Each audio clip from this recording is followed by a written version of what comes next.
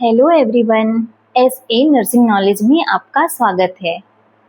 तो कल की हमारी क्लास क्या थी? नर्वस सिस्टम, उसकी डेफिनेशन, नर्वस सिस्टम का स्ट्रक्चर, नर्वस सिस्टम की एनाटॉमी, नर्वस सिस्टम की फंक्शन, देन न्यूरॉन की एनाटॉमी और न्यूरॉन्स के टाइप। ये सारी चीज़ हमारी कल की क्लास में हमने ये सारी चीज़ें पढ़ चुके हैं। ठीक है, आज हम बात करेंगे मैकेनिज्म ऑफ नर्वस सिस्टम के बारे में कि नर्वस सिस्टम किस तरह से काम करता है। ठीक है,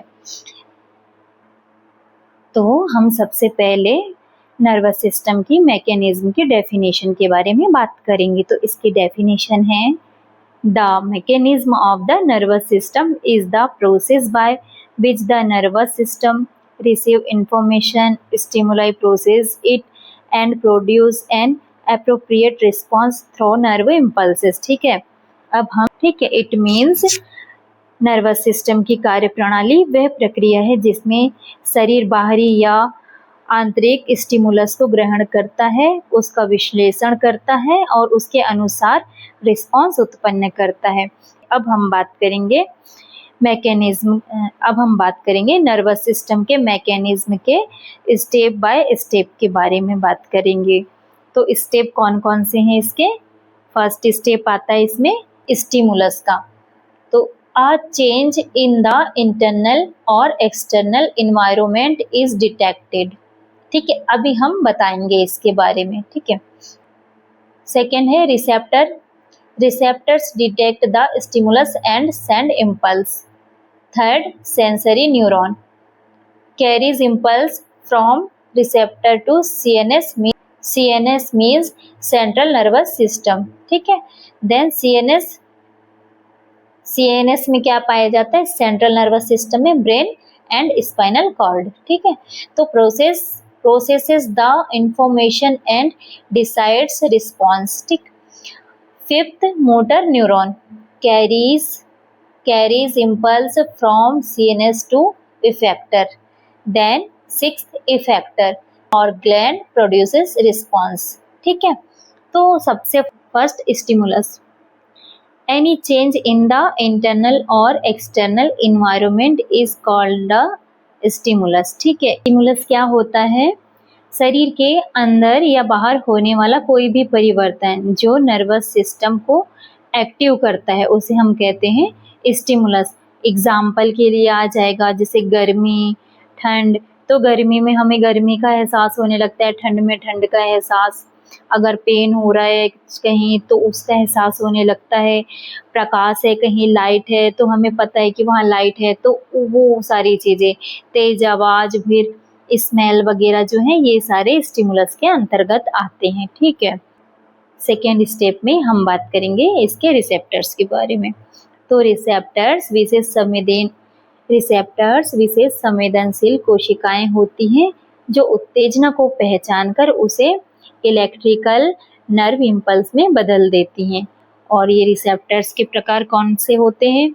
photo receptors, mechanoreceptors, thermoreceptors, chemoreceptors और लास्ट में होता है नोसिसेप्टर्स। ठीक है, तो ये जो फोटो रिसेप्टर्स जो रहते हैं यह प्रकाश से रिलेटेड होते हैं। मैकेनो रिसेप्टर्स जो रहते हैं वो स्पर्श या प्रेशर, ठीक है, ये उसके लिए होते हैं। थर्मो रिसेप्टर्स जो रहते हैं वो गर्मी, और रिसेप्टर के आगे क्या लगा है? थर्मो, इट मीन्स टेम्परेचर को ये इंडिकेट करता है। तो ये ठंडी और गर्मी के लिए होता है रिसेप्टर। देन कीमो रिसेप्टर्स जो है वह स्वाद और स्मेल के लिए होता है। इसके बाद लास्ट में नोसी रिसेप्टर्स यह पेन को इंडिकेट करता है। अब इसका थर्ड है सेंसरी न्यूरॉन्स। ठीक है, सेंसरी न्यूरॉन्स के बारे में बात करते हैं। तो सेंसरी न्यूरॉन रिसेप्टर से उत्पन्न तंत्रिका आवेग को सेंट्रल नर्वस सिस्टम तक पहुंचाती है। सेंसरी न्यूरॉन का पथवे जो रहता है वो इस प्रकार रहता है ना। सबसे पहले जो रहता है मार्ग रिसेप्टर, ये सबसे पहले सेंसरी न्यूरॉन, उसके बाद आता है स्पाइनल कॉर्ड, देन ब्रेन। ठीक है, ये इसका पथवे हो गया, ये इसका पथवे हो गया, सेंसरी न्यूरॉन का पथवे हो गया। ठीक है, सेंट्रल नर्वस सिस्टम, इसमें ब्रेन एंड स्पाइनल कॉर्ड आते हैं। ठीक है, तो ब्रेन और स्पाइनल कॉर्ड के बारे में हम बात करेंगे। ब्रेन, तो ब्रेन और स्पाइनल कॉर्ड जो है,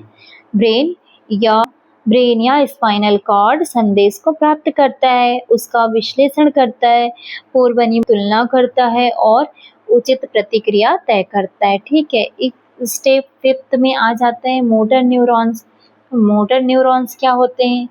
मोटर न्यूरॉन्स जो होते हैं वो साइनेप्स, दोनों न्यूरॉन्स के बीच का जो जोड़ होता है ना, वह जब तंत्रिका आवेग न्यूरॉन के अंतिम भाग तक पहुंचता है ना, तब तो इसमें आता है न्यूरोट्रांसमीटर जो है वो निकलते हैं, वे सिनेप्टिक गैप को पार करते हैं, अगले न्यूरॉन के रिसेप्टर से जुड़ते हैं, देन नया तंत्रिका आवेग उत्पन्न होता है। ठीक है, अब लास्ट वाला स्टेप जिसे हम इफेक्टर कहते हैं। तो इस स्टेप में फिफ्थ मोटर न्यूरॉन, तो मोटर न्यूरॉन जो रहते हैं वह motor neuron central nervous system से आदेश लेकर मांसपेशियों या ग्लैंड्स तक पहुंचाता है। ठीक है, इसके बाद बात करेंगे इफेक्टर। ठीक है, तो इफेक्टर के बारे में हम बात कर लेते हैं। इफेक्टर क्या है? तो इफेक्टर वे ऑर्गेन है जो अंतिम प्रक्रिया करते हैं, है ना। इफेक्टर नाम से ही समझ में आ रहा है क्या, वे अंग होते हैं जो अंतिम प्रतिक्रिया करते हैं। प्रकार हैं इसके 2, पहले तो मसल्स और दूसरा ग्लैंड्स, और फिर और भी रहते हैं रिस्पॉन्स, फिर एक आता है रिस्पॉन्स। स्टिमुलस के बाद शरीर द्वारा की गई अंतिम क्रिया या प्रतिक्रिया को हम रिस्पॉन्स कहते हैं। ठीक है,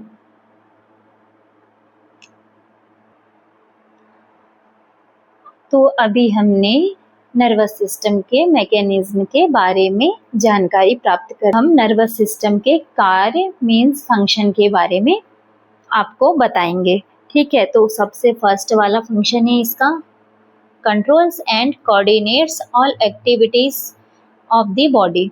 ठीक है, तो ये इसका मतलब क्रियाओं का नियंत्रण एवं समन्वय। ठीक है, तो जो तंत्रिका तंत्र शरीर के सभी अंगों एवं प्रणालियों के कार्यों को कंट्रोल और कोऑर्डिनेट करता है ना। यह सुनिश्चित करता है कि सभी अंग सही समय पर और सही तरीके से कार्य करें, जैसे कि चलना, दौड़ना, बोलना, लिखना, भोजन करना इत्यादि कंट्रोल एंड कोऑर्डिनेट्स के अंतर्गत ये एक्टिविटीज आती हैं। ठीक है, देन अब हम बात करेंगे सेकंड पॉइंट की। तो सेकंड पॉइंट है इसका detects internal and external changes and respond accordingly. ठीक है, इट मीन्स शरीर के अंदर एवं बाहर होने वाले परिवर्तनों को पहचानना और उसके अनुसार प्रतिक्रिया देना, जैसे कि तंत्रिका तंत्र शरीर के अंदर इंटरनल इन्वायरमेंटल और एक्सटर्नल इन्वायरमेंट होने वाले परिवर्तनों को पहचानता है तथा उसके अनुसार उचित प्रतिक्रिया देता है। एग्जाम्पल के तौर पे अचानक से तेज रोशनी आंख में आती है तो आंख की पुतली कैसी रहती है, वो सिकुड़ जाती है ना। और जैसे अब भूख लगने पर भोजन की इच्छा होना, तो ये सब इसके अंतर्गत आते हैं। अब हम बात करेंगे अनेबल सेंसेशन, जैसे touch, pain, temperature, pressure etc। Enable sensation it means संवेदनाओं का अनुभव कराना। तंत्रिका तंत्र भिन्न भिन्न प्रकार की संवेदनाओं का अनुभव कराता है, जैसे इनमें से मुख्य संवेदनाएं हो गया, जैसे टच है ना, ये छूना, टच, फिर दर्द हो गया, टेम्परेचर हो गया, प्रेशर, कंपन। तो इन संवेदनाओं की सहायता से हम अपने आसपास के वातावरण को समझते हैं और खतरों से बचते हैं। तो ये उसका थर्ड फंक्शन हो गया, controls movement of muscles and glands. ठीक है, तो इट मीन्स मसल्स एवं ग्रंथियों की गतिविधियों का नियंत्रण करना। ठीक है, तो ये नर्वस सिस्टम जो रहता है वो मसल्स की गति और ग्लैंड्स के सिक्रेशन को कंट्रोल करता है। जैसे एग्जाम्पल के लिए हाथ पैरों की गति है ना, और लार का सिक्रेशन, लार का जो स्राव होता है वो, और आंसू का आना, पसीने का आना, तो ये सारी चीज़ें है ना, ये सारी चीज़ें। अब fifth number regulate involuntary function like heart rate, breathing, pulse pressure and digestive etc.. जो अनैच्छिक क्रियाएं होती हैं, इनवॉल्यूंटरी क्रियाएं रहती है ना, ये उसको कंट्रोल करता है, उसको रेगुलेट करता है। ठीक है, तो तंत्रिका तंत्र ऐसी क्रियाओं को नियंत्रित करता है जो हमारी इच्छा के बिना स्वतः ही अपने आप ही होती है। जैसे कि हार्ट रेट, ये हमारी इच्छा से थोड़ी ना होता है, वो तो ऑटोमेटिक ही होता है, इनवॉल्यूंटरी होता है। ठीक है, ब्रीदिंग जो हम सांस ले रहे हैं वो भी हमारी इच्छा से हो रहा है क्या? नहीं, वो भी ऑटोमेटिक ही हो रहा है, वो भी क्या है? इनवॉलेंट्री, वो अनैच्छिक है। ब्लड प्रेशर भी वो इनवॉलेंट्री ही रहता है। डाइजेशन क्या हमने अपनी इच्छा से डाइजेशन वाला फंक्शन होता है? नहीं, वो इनवॉलेंट्री रहता है ना। और ब्लड वेसल्स का फैलना या उसका सिकुड़ना, ये सारी चीजें कहलाती है फंक्शन इसके, ये सारे फंक्शन जो है इनवॉलेंट्री फंक्शन कहलाते हैं। नेक्स्ट हम बात करेंगे responsible for higher function like thinking, memory, learning, emotions and intelligence. ठीक है, तो उच्च मानसिक कार्यों का नियंत्रण, ब्रेन का जो सेरिब्रम होता है वह उच्च मानसिक कार्यों को नियंत्रित करता है। इसमें शामिल हो जाते हैं जैसे कि थिंकिंग हो गया, है ना, मेमोरी, फिर सीखना, लर्निंग, इमोशंस, इंटेलिजेंसी और जजमेंट इत्यादि। ठीक है, अब हम बात करेंगे इसके लास्ट फंक्शन के बारे में।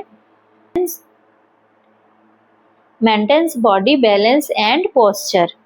तंत्रिका तंत्र विशेष रूप से सेरिबेलम शरीर का संतुलन बनाए रखती है, रूप से सेरिबेलम शरीर का संतुलन और कोऑर्डिनेशन तथा पोस्चर बनाए रखता है। जैसे कि सीधे खड़े रहना, बिना गिरे चलना, सीढ़ियाँ चढ़ना, साइकिल चलाना इत्यादि, ये सारे फंक्शंस होते हैं नर्वस सिस्टम के। ठीक, तो आज हमने जाना नर्वस सिस्टम के मैकेनिज्म के बारे में और उसके फंक्शंस के बारे में।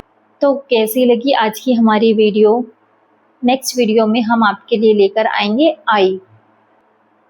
इसी तरह नॉलेजेबल वीडियो प्राप्त करने के लिए वीडियो को लाइक, शेयर और सब्सक्राइब ज़रूर करें, और हो सके तो अपने किसी दोस्त को जिसको इस वीडियो की बहुत ज़रूरत हो उसको शेयर करें। तो आसान पढ़ाई, बेहतर समझ, सिर्फ इजी टू लर्न के साथ। उम्मीद है आज का यह वीडियो आपको पसंद आया होगा और विषय अच्छी तरह समझ में आया होगा। तो वीडियो उपयोगी लगी हो तो इसे लाइक करें, अपने दोस्तों के साथ शेयर करें और अन्य आने वाली शैक्षणिक वीडियो सबसे पहले आप तक पहुंच सके। अगर आप